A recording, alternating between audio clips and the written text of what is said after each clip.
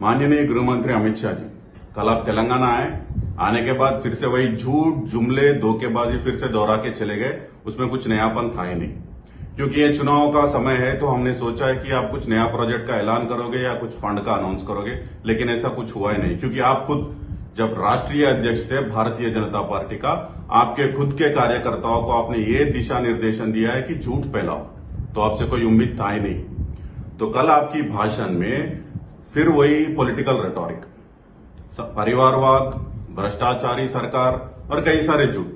सबसे बड़ा झूठ आप ये कहकर चले गए कि तेलंगाना के अंदर किसानों की आत्महत्या सबसे ज्यादा हो रहा है।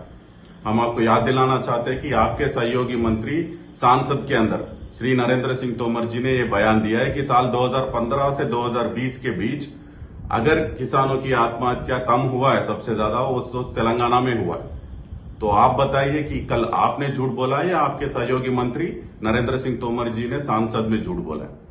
दूसरी झूठ, आपने ये भी कहा है कि तेलंगाना के घरों में पानी नहीं पहुंच रहा है। हम आपको याद दिलाना चाहते हैं कि आपके सहयोगी मंत्री श्री गजेंद्र सिंह शेखावत जी सांसद में खड़े होकर 2 साल पहले ये बयान दिया है कि तेलंगाना एक ऐसा मात्र राज्य है जहां पे पीने के पानी के लिए किसी मां और बेटी को घर से बाहर जाना ना पड़ेगा।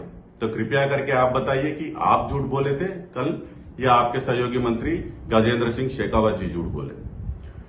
ये झूठ की तो हम पर्दाफाश करेंगे, लेकिन आप कृपया करके परिवारवाद और भ्रष्टाचार की बात मत करिए।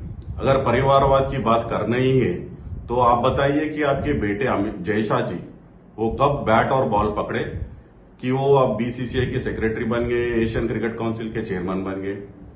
सिर्फ वही नहीं, जब एनडीए के साथ शिरोमणि अकाली दल था, आपको परिवारवाद से कुछ प्रॉब्लम नहीं था।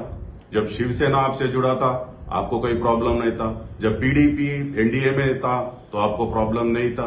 हाल ही में जेडीएस आपसे जुड़ा है तो आपको परिवारवाद से प्रॉब्लम नहीं था। तो आप कृपया करके परिवारवाद के बारे में मत बात कीजिए राजनीति के अंदर।